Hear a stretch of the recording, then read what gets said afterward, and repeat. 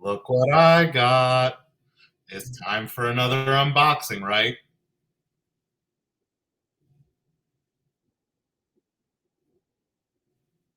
You're canceling this again.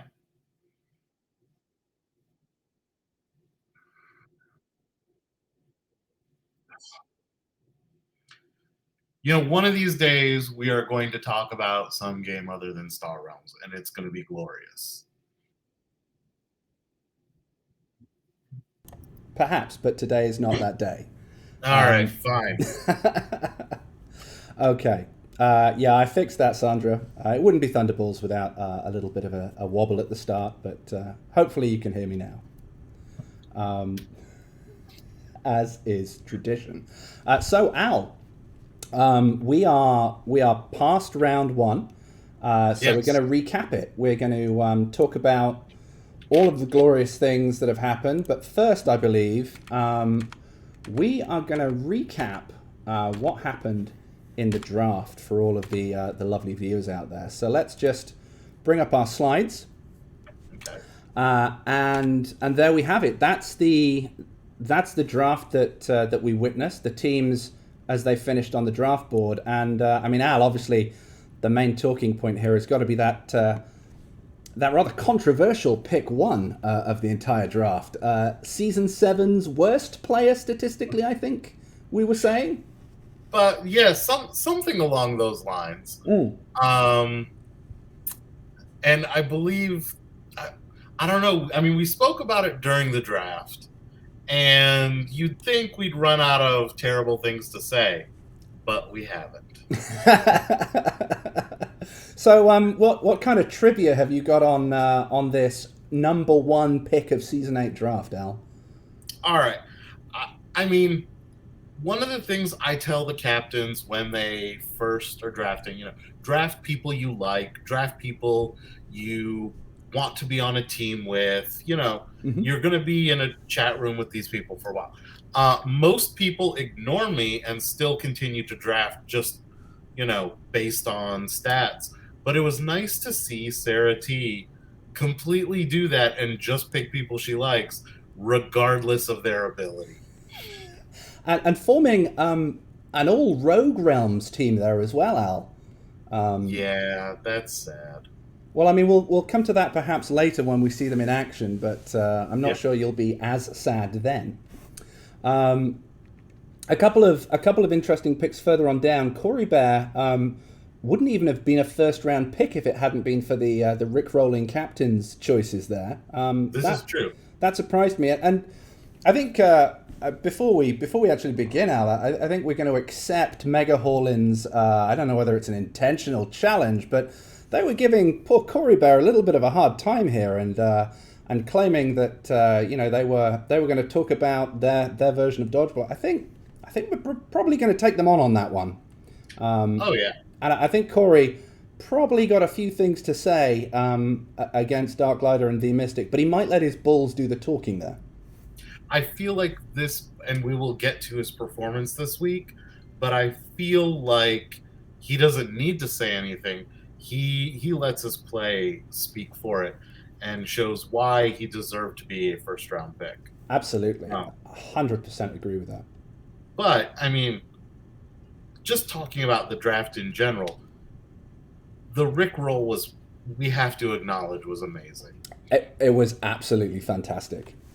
And I'm wondering,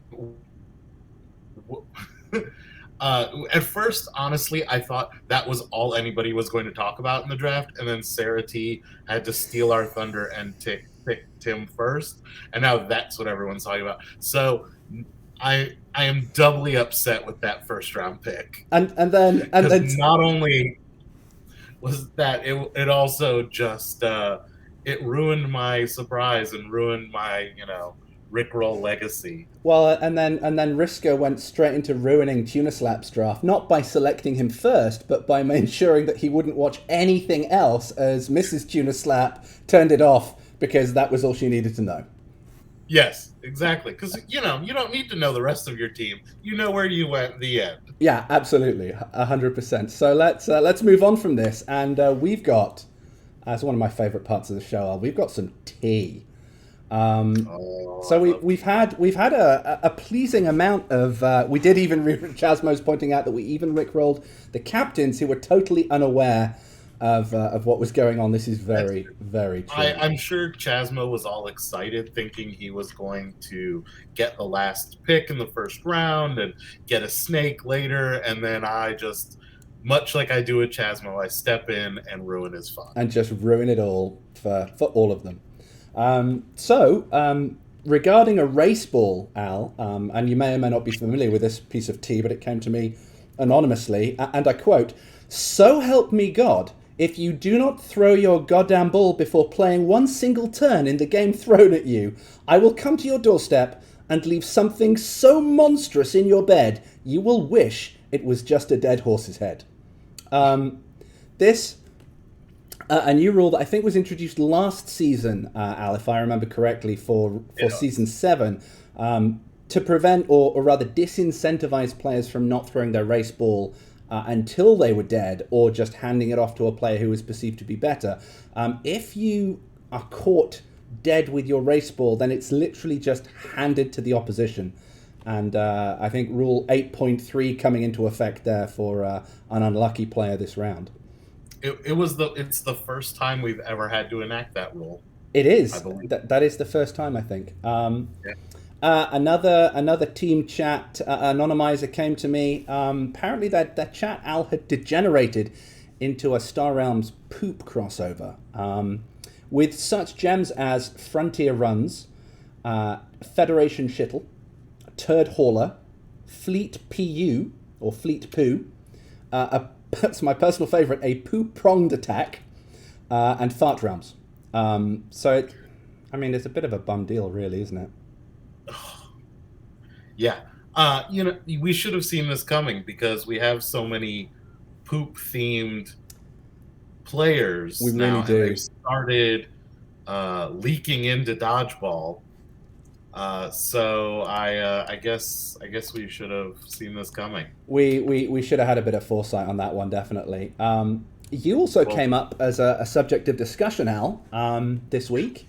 And again, direct quotes. I may need to test this versus Easy Al. Is that Silent Al's cousin? They sure are. Winky face. And then finally, okay, I don't think I want any context on Hard Al. I will just say Hard Owl is a grower and a shower, so keep that in mind. In other news, we've got a new language apparently in Dodgeball. This is known as Hwanglish.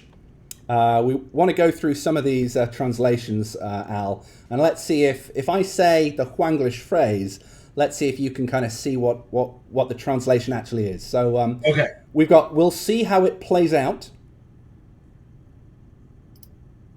Okay. What do you think that what do you think that stands for in Hwanglish? We'll see how it plays out. Probably means I'm pretty sure I'm losing. It means you are going to lose, sweet child. Oh, yeah. Another one that I quite like. You may regret it later. Yeah, that one. I've heard that one before, and I usually do regret it later. I think it pretty much is a transliteration of "you will regret it later," so it just removes the conditional there. Okay, you are learning a hard lesson now. Ooh, that means the game's over, and you don't even know it. It's you're done, up boy. Yeah, that's what that one means. So Yeah. hopefully we'll hear some more Hwanglish as the season progresses. Be interesting to see what other gems come out of that one. Yeah. Donut Stop Reviving have also developed a new themed format called Vanilla Glaze, Al. Apparently that's VGLA2E, so that's Vanilla Gambits, Stellar Allies, Assault, promos to an event. Opponents of Donut Stop Reviving, watch out for that because that could be coming your way very soon. Welcome, Steph, to the stream. I've totally ignored everybody else, but here we go.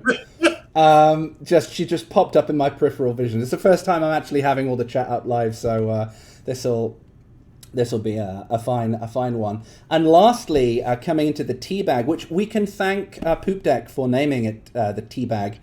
So any people submitting could be termed tea baggers, Al. I mean, I'm not sure if they like that term, but here we go. We got a joke into the tea bag, so I'm gonna run this past you. And I'm not sure I get it. It might be a bit above me, but what happens when you grind salt into a fine powder? I don't know. It becomes dust. Dust? Dusto. I don't get that joke. Yeah, it went above my head as well. But anyway, yeah, it's just not clicking with me. Yeah. So any more jokes? Then please do feel free to send them in. Happily, we will read those out for you. So as we move on to this week's matches, then that's all of the tea. Don't forget though, srdbtattler@gmail.com is where you can send in all that juicy tea into the tea bag. We'll read that out anonymously, of course, and hopefully we can all have a giggle.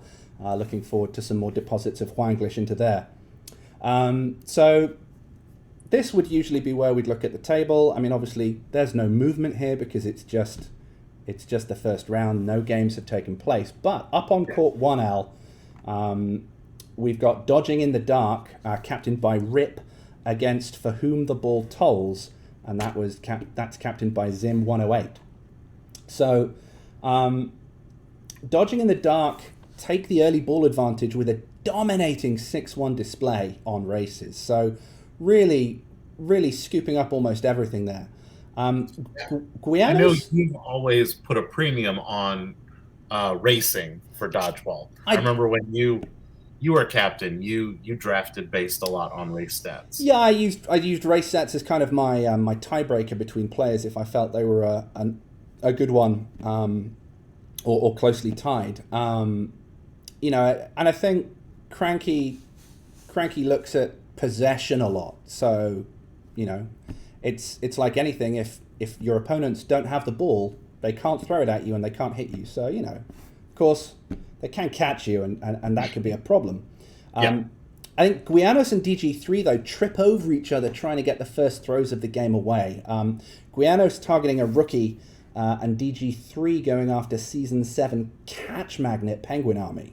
I think Daryl was just like so keen to get the ball going. He didn't really necessarily think about his target. He was just like, let's get them. I think they'll play.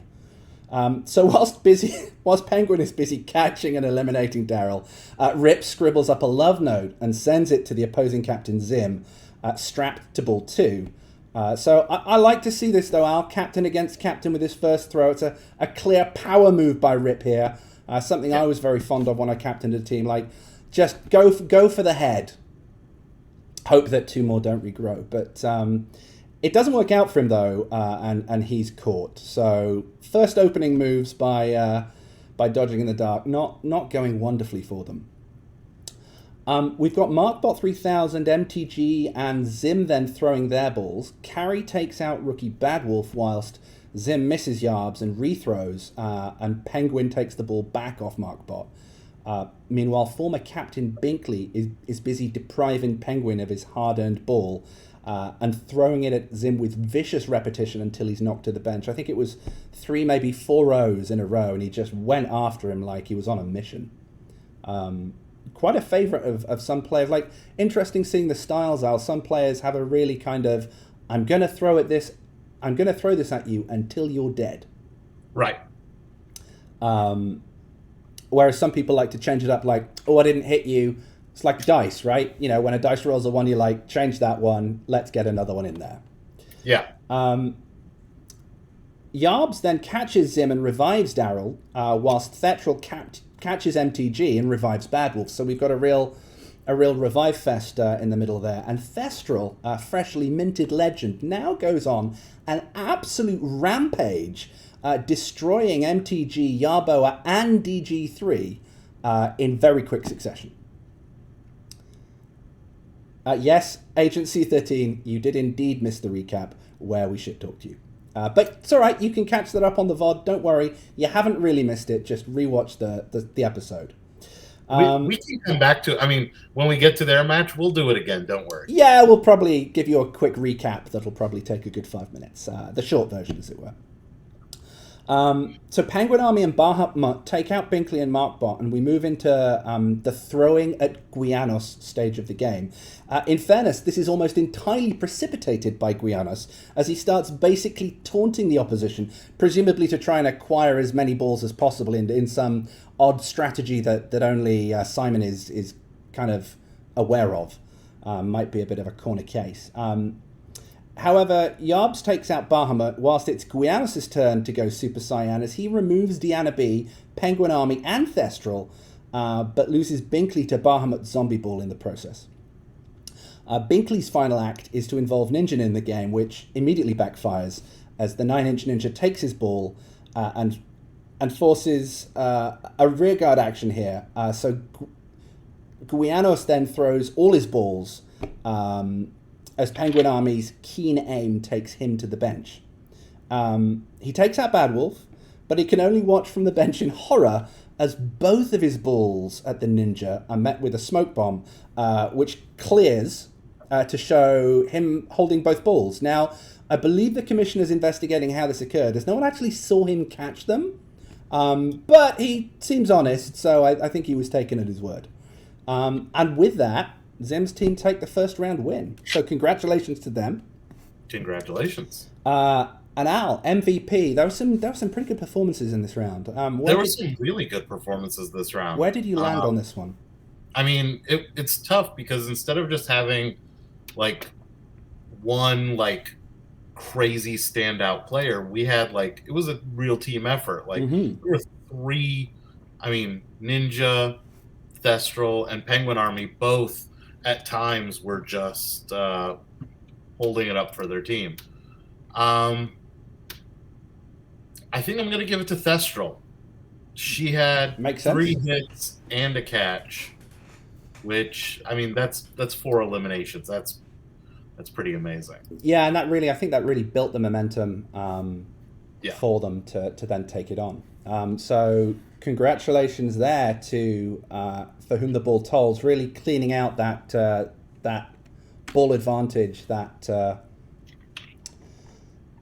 Dodging in the Dark started with. Onto court 2, we've got Dodgy Deeds Done Dirt Cheap, captained by Raka, and they're going up against Sweet Catch O' Mine, captained by Acox89. Now, Captain Raka, I believe, gave his team a talk before the game began, telling them they needed to be, incorporating as many AC/DC references as they could, trying to get the flavor going and really, really hark into that, play into that team name. Tatiana apparently immediately understood what was going on, cranked her air conditioning in order to deprive Darth Kronos of the race ball. I'm not 100% certain that the Ukrainian killer has exactly got the wavelength that Raka's on there. I was gonna say, did they not get that band in the Ukraine? Like, did AC/DC never tour like Eastern Bloc countries? Like, I don't know. I'm not sure. It might be a theme that develops as well through. We'll see if she twigs later on. But the game begins in an absolute bloodbath, partly due to Tatiana charging her first ball with direct current, but mostly because there are, and Al, I'm not sure I've seen this before many times, 10 eliminations in the first 14 throws. Whoa. It's just absolute carnage. So, let's go through this blow by blow. Okay. Alderin is first off the marks, which is very uncommon for him. He's usually so reserved. He eliminates Marauder Mo, whilst Compton P catches and eliminates former teammate Acox89. We've then got Bork and Beans eliminating Vorizori, whilst Alderin gets restitution for his teammate by eliminating Bork and Beans. And this is a direct quote, one of the top 5 bullshit games of my career. Which really, I think, saying something. I had a practice game, as you're well aware, against Clever Missy just today, which probably is very close, but I'd love to see the VOD of that. I'm sure Alderin hasn't recorded it, but that would have been an absolute peach. Bork's Zombie Ball now takes out Raka, whilst Politisk eliminates Dakaran. Then Sturrock eliminates Tatiana and her electric throws, whilst Polites wipes up Alderin, but not before Alderin's Zombie Ball takes out Politesk. So they're just They're going tit for tat there. Yeah. That Sean guy rounds out the first 10 eliminations by catching rookie VQ. So 14 throws in, and that's just bonkers. Like, Yikes. there are 4 players left on the court. It's Sturrock and Darth Kronos against that Sean guy and Compton P. So Kronos catches that Sean guy to revive Marauder Mo to try and tip the balance, whilst he's busy eliminating Sturrock, and then Compton P is caught and eliminated by Marauder Mo. So now it's a 2-on-1 as Darth Kronos and Marauder Mo are circling that Sean guy all on his own. And what comes next is a next level psychological masterstroke, Al. Okay. That Sean guy, who has a zombie ball out against him from Sturrock, launches his missiles at Kronos and Marauder Mo.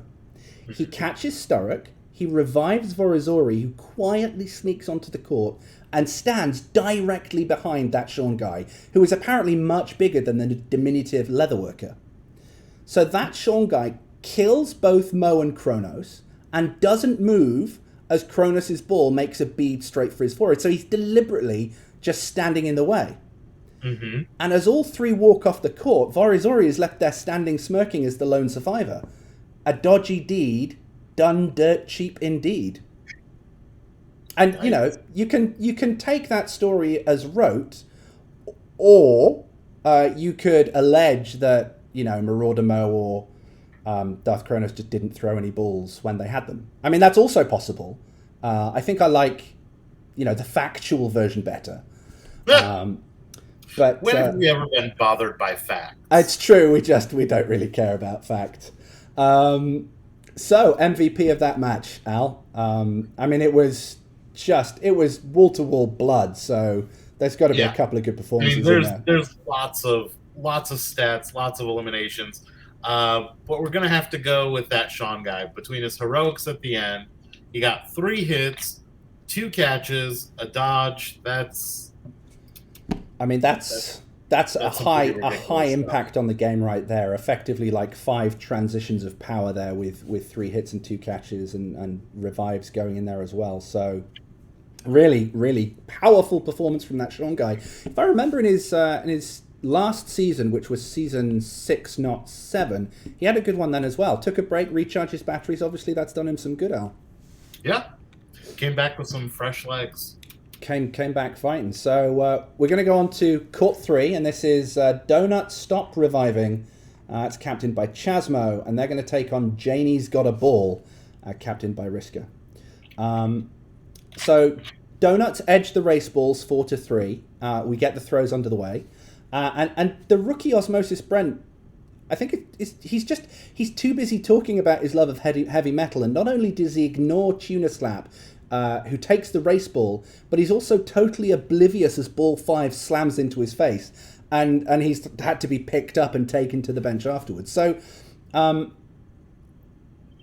this is what he missed, because that wasn't the first action of the game, but he was so oblivious. We'll just recap it for Brent and Brent alone. Okay. So here's what he missed. Sir Thestral eliminates Cyberduck in the Battle of the Rookies, and whilst he's busy making Duck Roll and listening to Barbra Streisand, Zwivix takes out Rollin' Par, whilst Wet Yeti takes out Zwivix and catches his return throw to revive Rollin' Par. So kind of one of those demoralizing instances where you get a player out and then they immediately are back on the field. Juan Carlos catches and double eliminates Zwivix because, you know, there's nothing else to do with the ball. Such an early game flex. And Wet Yeti takes out... Wet Yeti takes out Dust... No. Where are we? Huh? Oh, sorry. Then Juan Carlos uses ball 7, which he took off Zwivix, to take out Dusto, whilst Cranky Day takes out Captain Riska. There we go. We're back up to speed. And Brent, you're now up to date, mate. So there you go. That's what you missed while you're unconscious and talking about music. So we now get to one of those dodgeball chains that always makes me kind of chuckle. We've got Tuna Slap eliminating Wet Yeti, but he's immediately eliminated by Cranky Day, whilst Juan eliminates the real ass clown, but not in time to save Sir Thestral from being clowned out of town. So for those of you who are able to keep track of what's going on, it's a massive 4-on-1. as Rawlin Parr, Cranky Day, Chasmo, and Juan Carlos are all alive against a lone Sabella, who also has a couple of zombie balls coming at her. So that's 6 potential offensive balls that she's got to face down. So Ashton now avoids 6 balls and 1 wrench thrown at her face by the gentlemanly Juan, and replies by insisting that Cranky Day and Roland Parr take a well-earned break on the bench. Chasmo and Juan Carlos managed to resist her balls up until this point. So she's throwing, they're dodging, but Cranky and Roland couldn't manage that. Brent, helpfully, because he's feeling a bit left out of this game, helpfully reminds everyone that it's not tennis and goes back to clicking his fingers uselessly in his sweatpants from the bench. So Sabella is in fact so busy that this game has now been renamed Sablefest. And Chasmo has reporters and camera crews live on the sidelines, reporting every single piece of action blow by blow, including an unfortunate ball that Sabella mechanically throws rather dolly-like at Chasmo. And despite immediately snapping off her emergency balls, she's unable to make an impact as Chasmo ends Sablefest rather cruelly by catching the donut, eliminating her to the bench, and the donuts are victorious. And just as a kind of a side note, a PS, in this game, Sabella played 1 less game than the whole of the rest of her team combined in this round. Ugh. And that includes the race balls. So it's like being the center of attention. I'll give her that. Yeah, absolutely. This MVP, Al, where do you sit that one? I guess we're gonna have to go with Juan. He had 2 hits. He had a catch. He won all of his defensive games, and he was one of the people alive at the end of the match. Yeah, really hard to shift. We'll have to find out if there's a Wonglish translation for MVP. Yeah, I wonder if that's that would be interesting. I'm sure some more phrases will filter through to us as the rounds progress. So on to court 4. This is the all rogue team. Should I stay or should I throw? Captained by Sarah T, taking on Dodge Like an Egyptian, captained by Agent Sato. And I don't want to spoil anything here, but this game was a bit of a bloodbath. The races begin with Super Grandma throwing a tantrum as the Mystic skillfully beats her face in with nanobots and arc, whilst Teabagger Supreme Poop Deck outraces Seabus for her ball. Now Viselis, winning his race ball, immediately throws at Cisco Alvarez, whilst everybody, including the commissioners and his own teammates, blame him for deleting a cell in the match spreadsheet. There's a total lack of evidence, and as Rob removes the knives from his back, he also hits Cisco Alvarez to the bench for first blood. Spoiler alert, this will be Ciso Sits. I'm going to have to shorten it to that because I'm not saying should I stay or should I throw every time. It'll be Ciso Sit's only meaningful dodgeball contribution to the entire match. Seabus Ripper catches Sarah T's opening salvo, immediately reviving Cisco Alvarez, and whilst Viselis, having dodged Agent Sato's throw, tries to remove the pesky untaggable once more, he is unsuccessful and loses his ball. Seabus Ripper now acts much like the flower guy at the weddings, if you've seen that meme where he's just like tossing flowers out of his front pouch.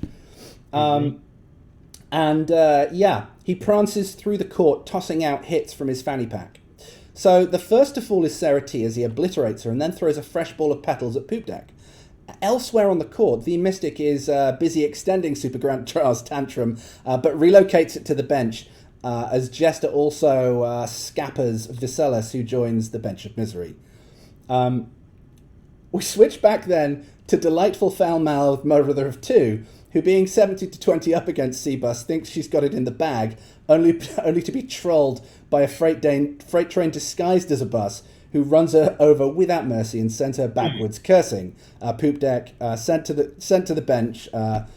Perhaps some of those foul Yiddish terms spilling forth from her mouth. We'll have to find out. But Cisco Alvarez and the Mystic playing the numbers game adroitly as they eliminate Lux 16 and aforementioned star of the draft, Agent C13, respectively. And we switch focus back to Mr. Nice Guy Seabus Ripper. He's somehow convinced his captain to allow him to throw an ex-friend, Simply Steph, whilst trying to argue it's not his idea at all. It's simply the captain telling him what to do, but Steph's not buying it. And whilst he misses her the first time, he connects with the second time, and as Artemis dodges Simply Steph's zombie throw, it's a clean sweep for Dodge Like an Egyptian as they win 7 mummified bodies to none in an impressive opening day performance. And as the court lights are dimmed, Poop Deck continues to hurl curses at the ancient ripper of buses. So not necessarily the most sporting of games, perhaps, Al, but that can happen when someone absolutely dominates you. And Dodge Like an Egyptian clearly setting their stall out, much like another blue flag team did last season. They're making a statement with this game, right? That's true. We'll see if they can continue all season or if they will putter out.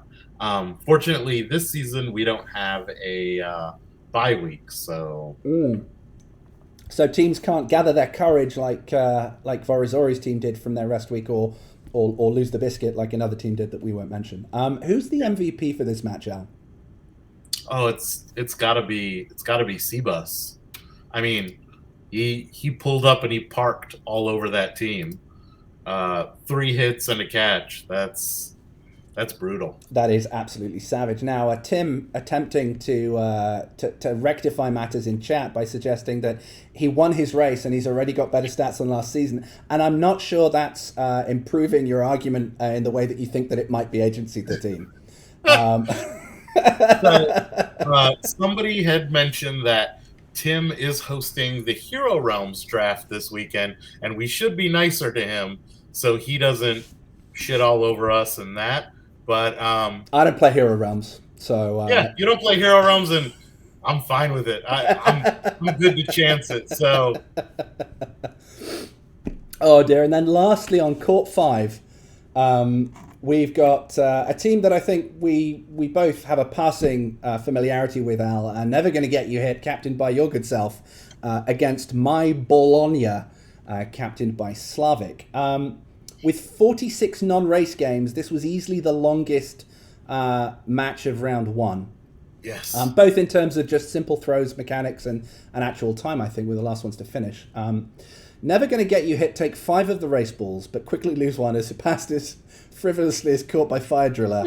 And Kincaid eventually, before even Kincaid wins the ball for race 4. So immediately putting my teammates at a disadvantage, which is not an unnatural position for them to be in if you followed any of my performances last season. I remember that catch, and I thought, oh no, this is how the season's starting. Yeah, and that wasn't even the worst part. That wasn't even the worst part. There's some back and forth, but my Bologna take the momentum as 4 successive eliminations. Fire Driller, Patriarch 215, Kincaid, and Darklighter all take a scalp, felling Baggio 10, Lady Stacy, Clever Missy, and M. Cola, respectively. There's my favorite part. Yeah, there's a pause as Baggio 10 has somehow still not managed to throw a trace ball, and it's handed off to the opposition. So, at this stage, Never Gonna Get You Hit are 5 bodies down. It's 2 versus 7, and they got one of our balls. Yeah. So, auspicious beginnings for the Rickroll team. Encolo's zombie throw does take out the Wolfhound, though. And whilst Imam and Slavic dodge throws from the sole surviving Rickrollers, SilentAl and Corey Bear. SilentAl, however, your good self, you catch Darklighter, curiously reviving me before falling to Slavic's elimination. Now, Corey Bear and Fire Driller snap off balls at each other, but whilst Corey Bear hits his target, he also is caught by... Corey Bear also catches Fire Driller's ball, reviving Baggio. So maybe just starting to swing things back a little bit. Kincaid is caught by myself and eliminated, while SilentAl's zombie ball finds Patriarch. Neither drunk nor watching the Packers, but the fatherly one is eliminated at that time. So Corey Bear then goes on to catch Slavic to revive Clever Missy, whilst Darklighter and I mess around with ball 5 until I take it off him and throw it back at him, and I am gloriously caught yet again. In the meantime, I caught another ball from Slavic to eliminate him. And whilst all this is going on, Corey Bear, I believe, has been listening to Mega Haulin', and fresh from the roasts from Darklighter and The Mystic, he felt like he should roll up his sleeves He throws some elimination balls. He takes out the Wolfhound and the aforementioned Darklighter. And whilst Clever Missy takes out Emom69 to clean out the court of the opposing side. Meanwhile, Bagsman, and we've got to pay a bit of respect to Bagsman. It's Yes. having been hit with the race ball, 8.3'd out of the race ball, and having handed it to the opposition, a lot of players would probably have just checked out at that stage and been like, ugh, I'm done. Baggio, though, credit to him, he makes up for that lost throw and he catches the Wolfhound zombie ball to revive Lady Stacy and tie up the match because there aren't enough balls to then remove the remaining never going to get you hitters, and ties up the match.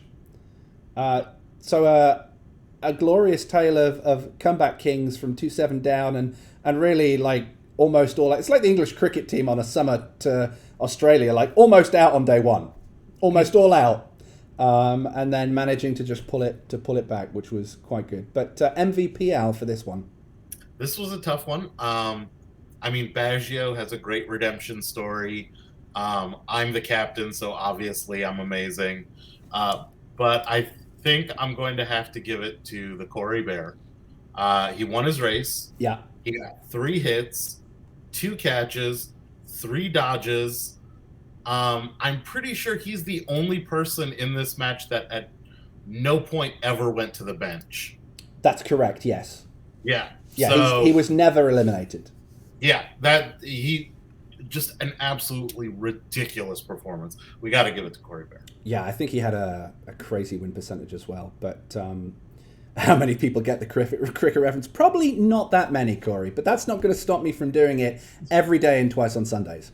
Now, there was the risk that, I think we joked beforehand, Al, that we were just going to give ourselves all the awards regardless of what court was in progress. But, we didn't do that. We managed to, yes, chirp Tim. We didn't, because apparently people take these awards seriously for some ungodly reason. Very seriously. And if we were to suggest that on court 1, Hypaspist was the player of the match without even having touched a ball, I think there'd probably be riots. But probably. Sunday's a European thing. Yes, Artemis, they are indeed. And so that brings us to the end of the games, end of the round. We've got the scoreboard there, but we've got some performances of the round to give out here, Al. We've got a Moneyball award and a performance of the round. Where do you want to start with those? Let's start with the performance of the round. Yeah. We're going to give that to our teammate Corey Bear. In a totally unbiased award. Totally unbiased. He was. We actually had to have Cranky double check the stats because he had just an absolutely ridiculous performance. I said before, the race win, 3 hits, 2 catches, 3 dodges, never got hit. He actually had 100% of his defensive games won and 77% of his overall games played in that match. And that was the, if I remember correctly, because we do have like a grading system for performances. That was the only S tier performance of the entire round, Al. There are a lot of A pluses, some A minuses, but absolutely just dominating performance. Yeah. So congrats to Corey Bear. Fantastic performance by him. And the Moneyball award, Al.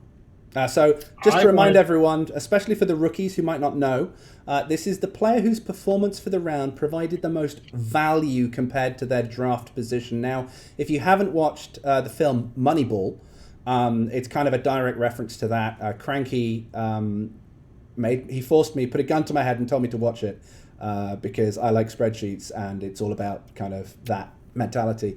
Really fun film, great to watch, but that's the inspiration for the award.